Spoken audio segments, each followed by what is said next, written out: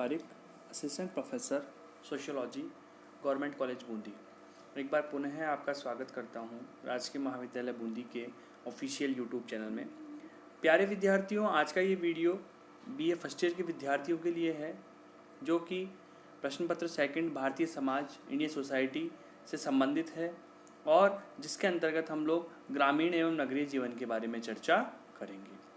इसके पिछले वीडियो में हमने ग्रामीण और नगरीय जीवन के बारे में चर्चा की थी, जिसके अंतर्गत ग्रामीण जीवन क्या है, ग्रामीण कौन है और कस्बे की क्या परिभाषा है, साथ ही साथ नगरीय जीवन क्या है, नगरीय जीवन की कौन सी विशेषताएं हैं, इन सब पे विषय चर्चा हम लोगों ने की थी। तो आज के इस वीडियो में हम लोग ग्रामीण और नगरीय जीवन के उन पहलुओं को जानने का प्रयत्न करेंगे जिनके आधार पर ये स्पष्ट होता है कि ग्रामीण और नगरीय जीवन में क्या अंतर है या किस प्रकार से ग्रामीण और नगरीय समुदाय एक दूसरे से भिन्न होते हैं। इनमें कौन सी ऐसी विशेषताएं हैं जो दोनों को पृथक करती है। तो चलिए शुरुआत करते हैं। सबसे पहले आप लोगों को स्क्रीन पर दिख रहा होगा अंतर का आधार ग्रामीण समुदाय और नगरीय समुदाय। इसके अंतर्गत हम देखेंगे कि किस किस आधार पर ग्रामीण और नगरीय समुदाय के अंतर्गत हम अंतर कर सकते हैं। तो सबसे पहला है जनसंख्या।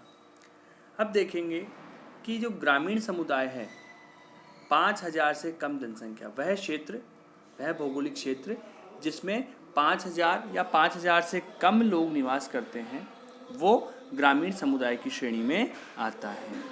इसी प्रकार यदि नगरीय समुदाय की बात करें तो 5000 और या इससे अधिक जनसंख्या वाला जो क्षेत्र है वो नगरीय समुदाय के अंतर्गत आता है। और इसके बीच की जो कड़ी है कस्बा, जो कि हम विभिन्न देशों में या भारत देश की भी हमने बात की थी कि 1 लाख से ऊपर जनसंख्या है वो उसको नगरीय समुदाय में और 5000 से 1 लाख तक को कस्बे वाले समुदाय में सम्मिलित करते हैं। परंतु यहाँ हम ग्रामीण और नगरीय समुदाय का जब अंतर करते हैं तो ये स्पष्ट होता है कि 5000 से कम जनसंख्या वाले क्षेत्र को ग्रामीण समुदाय के अंतर्गत रखा जाता है। अगला है जनसंख्या का घनत्व। देखेंगे कि जो ग्रामीण समुदाय है उसकी जो जनसंख्या है, उसका जनसंख्या का घनत्व है वो 400 व्यक्ति प्रति वर्ग किलोमीटर से कम है। अर्थात 1 किलोमीटर में 400 व्यक्ति से कम यदि जनसंख्या घनत्व है तो वो ग्रामीण समुदाय की श्रेणी में आता है। और 400 व्यक्ति प्रति वर्ग किलोमीटर से अधिक वाला क्षेत्र नगरीय समुदाय की श्रेणी में आता है। नगरीय समुदाय के अंतर्गत उसको हम रखते हैं। अगला है आकार। जो ग्रामीण समुदाय है, अब ये स्पष्टतः यदि व्यवहारिक रूप में भी हम देखेंगे तो जो ग्रामीण समुदाय है उसका आकार छोटा होता है, क्योंकि वहाँ कम जनसंख्या निवास करती है। न्यून जनसंख्या अर्थात जनसंख्या की कमी होती है और पारस्परिक संबंधों की घनिष्ठता होती है। तो यदि हम देखेंगे कि जनसंख्या, जिस क्षेत्र की जनसंख्या कम होगी, लोग आपस में प्रत्यक्ष रूप से जब अधिक एक दूसरे से संबंधित होंगे तो स्वतः ही उनमें पारिवारिक संबंधों में घनिष्ठता देखने को मिलती है, घनिष्ठता देखने को मिलेगी। अगला है, इसमें यदि नगरीय समुदाय की बात करें तो विस्तृत आकार होता है, जैसा कि हमने ऊपर देखा, जनसंख्या की अधिकता होती है और औपचारिक संबंधों की प्रधानता होती है। अर्थात जो प्रत्यक्ष संबंध होते हैं वो प्रत्यक्ष रूप से औपचारिक संबंध ही बनते हैं या बनाए जाते हैं। ये नगरीय समुदाय की एक विशिष्ट विशेषता होती है। अगला है प्रकृति से संबंध। अब यदि हम देखेंगे तो जब हम ये डेफिनेशन पिछले वीडियो में हमने दी थी कि ग्रामीण कौन है, जो कृषि या कृषि से संबंधित अधिकतर कार्य करता है, वो ग्रामीण की श्रेणी में हमने रखा था। तो प्रत्यक्ष और घनिष्ठ रूप से जो प्रकृति से संबंधित है, अर्थात कृषि और कृषि से संबंधित कार्य, पशुपालन है, खाद्य संग्रहण है, शिकार करना है, ये आदि सभी जो है वो ग्रामीण समुदाय की विशेषता के अंतर्गत हम लोगों ने रखा था। उसी प्रकार से जो नगरीय समुदाय है उसके अंतर्गत अप्रत्यक्ष और सामान्य संबंध पाए जाते हैं। अर्थात अप्रत्यक्ष रूप से संबंध बनते हैं और उसी के आधार पर संबंधों का निर्धारण होता है। अगला है सामाजिक संबंध। अब यदि बात करें तो प्रत्यक्ष और घनिष्ठ संबंध जो ग्रामीण समुदाय है उसमें क्योंकि जनसंख्या कम होगी, लोग आपस में प्रत्यक्ष रूप से अधिक संबंधित होंगे एक दूसरे से, और अनौपचारिक व्यक्तिगत एवं प्राथमिक संबंधों का निर्माण होता है। अर्थात अनौपचारिक संबंध ग्रामीण समुदाय की विशेषता है, जबकि अप्रत्यक्ष, औपचारिक, द्वितीयक और अवैयक्तिक संबंध ये सभी नगरीय समुदाय की विशेषता होती है। तो इन दोनों में एक अंतर ये है कि इसमें जो संबंध हैं ग्रामीण समुदाय में वो अनौपचारिक संबंध बनते हैं, और जो नगरीय समुदाय है उसके अंतर्गत औपचारिक संबंधों का निर्माण होता है। अगला है स्थायित्व। अब स्थायित्व की यदि बात करें तो घड़े में शांत जल के समान और स्थायित्व को प्रधानता दी जाती है। अर्थात जो परिवर्तन है, जो प्रकृति है परिवर्तन की, वो ग्रामीण समुदाय में स्थायित्व लिए होती है। अर्थात स्थायित्व लिए होती, जबकि जो नगरीय समुदाय है वो केतली में उबलते जल के समान गतिशीलता को प्रधानता देने वाला होता है। अगला है परिवार। जो परिवार है ग्रामीण समुदाय का वो कृषि व्यवसाय पर आधारित होता है, पितृवंशीय होता है, पितृस्थानीय होता है, परंपरागत होता है, संयुक्त परिवार होता है, सामान्य निवास होता है, सामूहिक संपत्ति होती है और समूहवाद की प्रधानता होती है।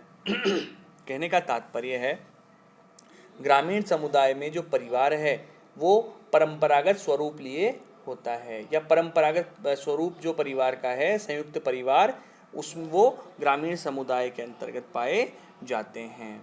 साथ ही सभी का सामान्य निवास होता है, सामूहिक संपत्ति होती है और वे समूहवाद को प्रधानता देते हैं, अर्थात एक साथ रहने को प्रधानता उसमें दी जाती है। जबकि जो नगरीय समुदाय है उसमें जो परिवार की प्रकृति है वो एकाकी परिवार या न्यूक्लियर फैमिली, साथ ही साथ पति पत्नी की समान स्थिति, स्त्रियों और बच्चों का महत्व, प्रेम व वात्सल्य पर आधारित व्यक्तिवाद एवं व्यक्तिगत हितों को प्रधानता दी जाती है।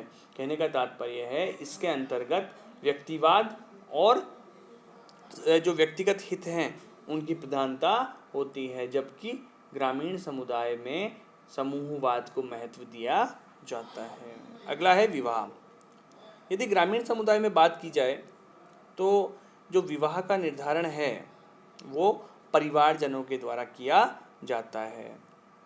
बाल विवाह की अधिकता होती है, अंतर्जातीय विवाह होता है, विवाह एक धार्मिक संस्कार के रूप में माना जाता है, और जो तलाक है और विधवा विवाह है उसकी भी कमी पाई जाती है कि यदि किसी व्यक्ति का जो तलाक है उसकी जो कमी है वो ग्रामीण समुदाय में पाई जाती है। क्योंकि जो संबंधों की प्रकृति होती है वो अनौपचारिक प्रकृति के संबंध होते हैं। इस कारण जो संबंध प्रत्यक्ष और अनौपचारिक होते हैं, संबंधों की प्रधानता होती है, समूहवाद को महत्व दिया जाता है, इसी कारण इसमें तलाक की जो प्रतिशत है वो कम पाया जाता है। जो नगरीय समुदाय है उसमें प्रेम विवाह, लव मैरिज होती है, लड़के लड़की की इच्छा की प्रधानता होती है, तलाक और विधवा विवाह और अंतर्जातीय विवाह उसमें अधिकता होती है, और बाल विवाह का प्रचलन कम होता है। अर्थात कुछ ग्रामीण और नगरीय समुदाय में जो अंतर है वो अंतर हम देखेंगे कि संबंधों की प्रकृति पर आधारित होता है। अगला है स्त्रियों की स्थिति। अब यदि बात की जाए तो जो ग्रामीण समुदाय है उसमें पर्दा प्रथा, जीवन घर की चार दीवारी तक ही सीमित होता है स्त्रियों का, शिक्षा का अभाव पाया जाता है, और जो परिवार है वो मुखिया पर या पुरुषों पर आश्रित होता है, अंधविश्वास होता है, भाग्यवादिता होती है और निम्न सामाजिक स्थिति होती है। अर्थात स्त्रियों की जो स्थिति है वो ग्रामीण समुदाय में निम्न स्थिति पाई जाती है, जबकि जो नगरीय समुदाय है उसमें जो स्थिति है स्त्रियों की वो पर्दा प्रथा में कमी होती है, जो आर्थिक क्षेत्र में स्वावलंबी होती है, अंधविश्वास में कमी पाई जाती है। कहने का तात्पर्य है स्त्रियों की स्थिति इसमें उच्च होती है ग्रामीण समुदाय की तुलना में। अब है सामाजिक गतिशीलता। अब यदि सामाजिक गतिशीलता की बात की जाए तो जाति प्रथा पर आधारित होती है, प्रदत्त स्थायी और अपरिवर्तनशील परिस्थिति होती है, और न्यून विषमताएं अर्थात समानताओं की मात्रा अधिक होती है, समानताएं अधिक पाई जाती है। इसके विपरीत जो नगरीय समुदाय है उसमें वर्ग पर आधारित परिस्थिति होती है, अर्जित परिस्थिति होती है, अर्थात योग्यता आधारित, कि व्यक्ति में योग्यता के आधारित जो अर्जन करेगा उसी आधार पर व्यक्ति की परिस्थिति का निर्धारण होगा। और विषमताएं अधिक पाई जाती है, और शिक्षा, व्यवसाय एवं आय पर आधारित परिस्थिति व्यक्ति की होती है। अगला है सामाजिक नियंत्रण। जो ग्रामीण समुदाय है उसमें प्रत्यक्ष, अनौपचारिक, आमने सामने के संबंधों पर आधारित नियंत्रण होता है, अर्थात औपचारिक रूप से चेतन और औपचारिक और लिखित जो और द्वितीयक नियंत्रण नगरीय समुदाय की विशेषता होता है। अगला है सामाजिक समस्याएं। हम यदि सामाजिक समस्याओं की बात की जाए तो न्यून विघटन होता है, मतलब विघटन कम मात्रा में होता है, मानसिक संघर्ष होता है, तनाव और निराशा की न्यूनता में भी कमी होती है, और अपराध की दर में भी कमी पाई जाती है। इसके ठीक विपरीत जो नगरीय समुदाय है उसमें व्यक्तिगत विघटन की अधिकता होती है, पारिवारिक विघटन भी होता है, मानसिक संघर्ष अधिक होता है, व्यक्ति तनाव और निराशा में जीवन व्यतीत करता है, क्योंकि अधिकतर एकल परिवार होते हैं, न्यूक्लियर फैमिली होती है, और अपराधों की भी अधिकता होती है। अगला है धर्म। जो ईश्वर एवं प्रकृति में अनंत विश्वास, निष्ठा और आधारित धर्म एवं अति भाग्यवादिता होती है, अर्थात धर्म में अधिक विश्वास किया जाता है। इसके विपरीत जो धर्म और इसके भाग्यवादिता का अभाव नगरीय समुदाय में पाया जाता है। अगला है सांस्कृतिक जीवन। जो परंपराओं का अत्यधिक महत्व होता है, रूढ़िवादिता की प्रधानता होती है, मूल्यों की प्रधानता होती है, और कृत्रिमता का अभाव पाया जाता है। ये सभी विशेषताएं इसलिए होती है क्योंकि जो ग्रामीण समुदाय है उसमें जो संबंधों का निर्माण है वो अनौपचारिक संबंध होते हैं, आमने सामने के प्रत्यक्ष संबंध होते हैं, और इस कारण परंपराओं को अधिक महत्व दिया जाता है। रूढ़िवादिता की या परंपराओं की प्रधानता होती है, सामाजिक मूल्यों की प्रधानता होती है, और जो दिखावा और कृत्रिमता है उसका अभाव पाया जाता है। जबकि इसके विपरीत जो नगरीय समुदाय है उसमें गत्यात्मकता और परिवर्तनशीलता, नवीनतम फैशन और कृत्रिमता की प्रधानता एवं भौतिकवादी चीज़ों को महत्व दिया जाता है, क्योंकि नगरीय समुदाय अधिक गतिशील होते हैं, फैशन के अनुसार बदलते हैं, दिखावा और कृत्रिमता अधिक पाई जाती है, और भौतिकवादी संस्कृति को प्रधानता दी जाती है।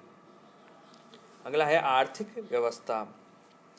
जो ग्रामीण समुदाय है उसमें न्यून श्रम विभाजन और विशेषीकरण पाया जाता है, कृषि प्रधान व्यवसाय होता है, और मित व्यवस्था, कम खर्चे की संस्कृति होती है, आर्थिक व्यवस्था होती है, उत्पादन व उपभोग की आर्थिकी होती है कि जो उत्पादन किया जाता है उसी के अनुसार उपभोग किया जाता है। जबकि जो नगरीय समुदाय है उसमें अधिक श्रम विभाजन पाया जाता है, विशेषीकरण होता है, गैर कृषि व्यवसायों की प्रधानता होती है, उद्योग व्यापार आदि की बाहुल्यता होती है, अर्थात कृषि कार्य जो है हमने जब नगरीय और ग्रामीण जीवन पढ़ा था तब भी हमने स्पष्टतः इसका विभाजन किया था। व्यवसाय 70 से 75% लोग प्रत्यक्ष अप्रत्यक्ष रूप से कृषि कार्य में संलग्न होते हैं, जबकि इसके विपरीत जो नगरीय जो समुदाय है उसमें 75% वयस्क पुरुष जनसंख्या का गैर कृषि कार्यों में संलग्न होते हैं। अगला है राजनीतिक व्यवस्था। जनमत का अधिक महत्व होता है। जो ग्रामीण समुदाय है उसके अंतर्गत जनमत का लोकतंत्र का अधिक महत्व होता है, पंच का निर्णय सर्वोपरि माना जाता है, जातीय एवं ग्राम पंचायतों का प्रभाव होता है, और परंपरा द्वारा मुखिया का निर्धारण होता है, अर्थात जो ऐसी व्यवस्था होती है कि जो राजनीतिक रूप से भी वे अपने जो विवादों का निपटारा है वे अपने क्षेत्र में रहकर या अपने ग्रामीण जो पंच हैं, सरपंच है, या ये कहें जाति पंचायतें हैं, ग्राम पंचायतें हैं, उनके आधार पर कर लेते हैं। इसी प्रकार से नगरीय समुदाय की यदि बात करें तो जनमत का अभाव पाया जाता है, कानून का अधिक महत्व होता है, अर्थात जब औपचारिकता अधिक होगी तो कानून का महत्व स्वतः ही बढ़ जाएगा। पंचों का अभाव पाया जाता है, जो विवादों का निपटारा है वो कानून के द्वारा किया जाता है, उसमें किसी प्रकार की ग्राम पंचायत या ग्राम सभा या ये कहें कि जो जातीय पंचायतें उनका पूर्णतः अभाव होता है। मतदान द्वारा नेतृत्व का चुनाव किया जाता है, जो नेतृत्व है वो भी मतदान के द्वारा चुना जाता है, और राजनीतिक विचार व्यक्तिगत होते हैं। कहने का तात्पर्य है इन दोनों में जो अंतर है वो इनके जो सामाजिक संबंध बनते हैं, जो औपचारिक और अनौपचारिक सामाजिक संबंध बनते हैं, उन्हीं के आधार पर इनका जो आर्थिक व्यवस्था, व्यवसाय, राजनीतिक व्यवस्था, सांस्कृतिक जीवन, इन सभी का प्रभाव उस पर पड़ता है।